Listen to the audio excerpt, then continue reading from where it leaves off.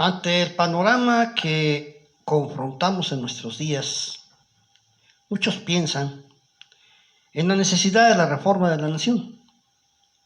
Está usted en Devocionales Conectados con Dios. Le damos la bienvenida y es para nosotros motivo de gozo que usted nos reciba.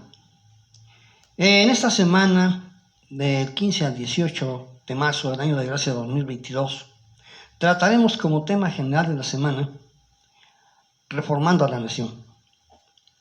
Y en este día en particular, hoy martes 15, vamos a tratar el tema titulado Crisis Nacional. Ningún país es una isla. Todos los países están interconectados con todo el resto del mundo. De tal manera que lo que pase del otro lado del mundo de alguna manera nos toca. Nos puede tocar en beneficio, en perjuicio, en mayor o menor grado según el tipo de relación que se tenga, pero de que nos impacta, nos impacta. Y es en ese plano donde nosotros contemplamos, cuáles son los retos que afrontamos en nuestro país. Desde luego que hacen ellos sondeos y preguntas a la población, y la mayor parte de la población dice que el reto más grande que tenemos es la inseguridad. La inseguridad que en carne propia hemos vivido muchos mexicanos que hemos sido objetos de robos, de asaltos, otros de ilícitos más graves como el secuestro, incluso sufrir en algún familiar cercano o lejano la muerte. Una inseguridad cuyas estadísticas están a la vista y todos conocemos. Tenemos otro problema nacional, que es la economía. La economía nos pega directamente porque da en nuestro bolsillo. Y la economía, como decíamos al principio, no es un fenómeno únicamente nacional, sino es algo que nos viene de lejos. Por ejemplo, ahorita tenemos el problema del alza de energéticos, que no es un problema nacional, nosotros no tenemos ese tipo de problemas, sin embargo, nos pega muy duro con motivo de la guerra que ahorita está escenificándose en Ucrania. Otro de los problemas que afrontamos es la desintegración social. Desintegración social que se vive sobre todo a nivel de familia.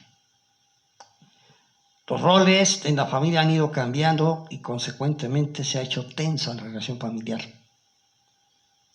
De tal manera que la violencia intrafamiliar ha crecido exponencialmente. Algunos lo dicen que se debe a que en la pandemia tuvimos la necesidad de estar en casa y tuvimos que convivir más y eso generó mayor roce. Lo cual definitivamente sí es cierto, pero no es en sí la causa. Una familia integrada goza la oportunidad de estar todos en casa y lo disfruta como unas vacaciones.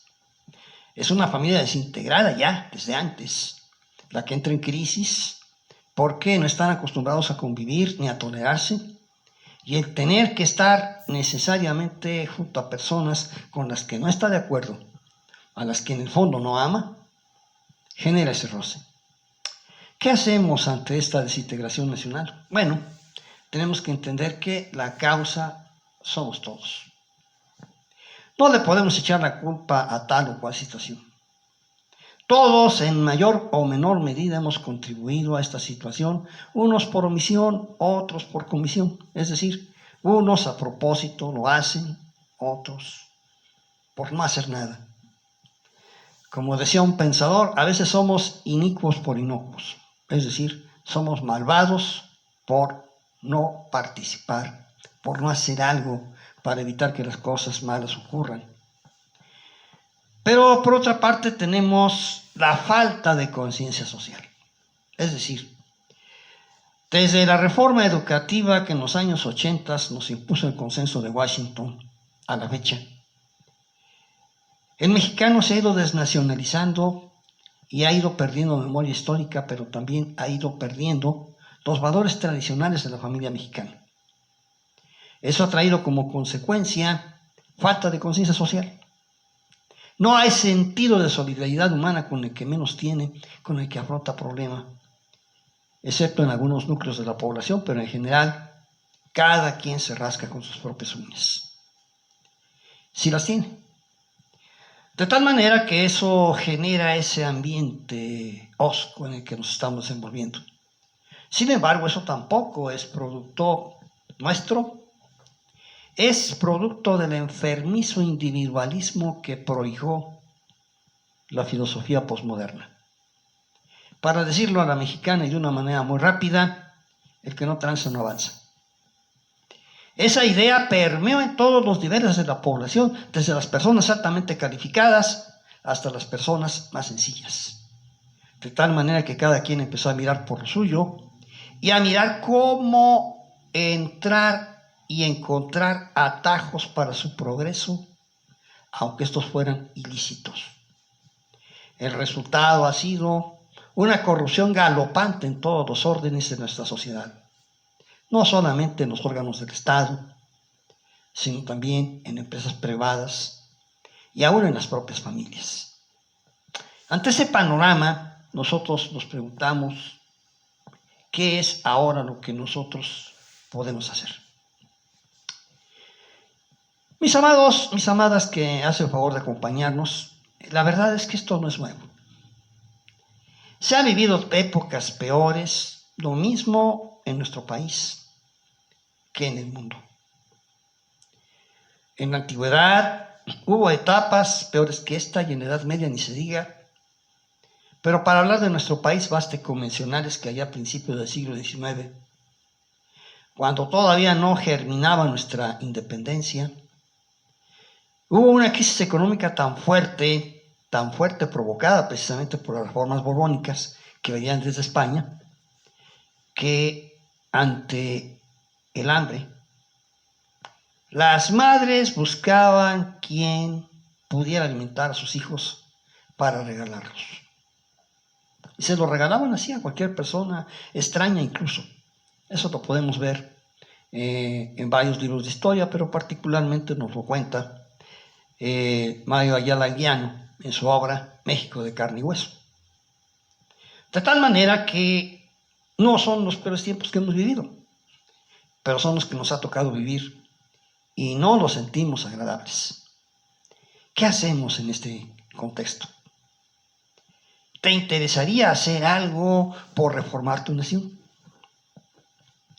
¿O has caído tan completamente atrapado por el enfermizo individualismo posmodernista que tú piensas, lo importante soy yo y los demás es su problema? Pero si hay en ti un hálito de solidaridad con tu nación, si quisieras apoyar a reformarla, déjame decirle que la solución eres tú. Un cambio de reforma en nuestro país solamente se logra con el cambio de nuestros corazones, el cambio de nuestra personalidad. Y créeme que un cambio de esa naturaleza, el primer beneficiado serías tú. Tú serías la primera persona beneficiada porque agregarías valor a tu personalidad. Abandonarías hábitos y costumbres que te están deteniendo en tu progreso material, espiritual, moral. El primer beneficiario por un cambio serías tú. Porque aprenderías a gozar y a disfrutar de la vida y además contribuirías a que los demás también pudieran encontrar estos valores. ¿Y cómo vamos a cambiar? Bueno, lo primero es tomar conciencia de nuestra responsabilidad. Es eso que la Biblia llama convicción de pecado. Es decir, cuando la persona toma conciencia de que debe cambiar ella. Si tú cambias, cambia México. Si tú no cambias, muy difícilmente cambiará el país. Y si cambia, tú serás un estorbo. De tal manera que es nuestra reforma personal la que puede impactar la reforma de la nación. La Biblia lo pone en las palabras del apóstol Pablo en segunda carta a los Corintios, capítulo 5, versículo 17, si alguno está en Cristo, nueva criatura es. te invito a que hagas de Cristo el dueño de tu vida. Aquel que venga a cambiar, a transformar, a hacerte una nueva persona reformada que contribuya positivamente a la reforma de tu país. Señor, tómanos en tus manos. Que cada uno de nosotros sienta la necesidad de reformarse. Que cada uno de nosotros sienta la necesidad de contribuir a la reforma de este país y que empieza por nosotros mismos. Y que entregándonos a Cristo y reconociendo aquellas cosas que tenemos que desechar de nuestra vida, seamos nuevas personas por tu amor y en tu amor. Te lo rogamos en el nombre de nuestro Señor Jesucristo y en tu Espíritu Santo. Amén. Muchas gracias por acompañarnos. Difundan el video y los esperamos el día de mañana. Para el día de mañana, dentro de este ciclo de tema general de la semana, que es Reformando la Nación, mañana reflexionaremos sobre la angustia de la impotencia. Hasta mañana y Dios les bendiga.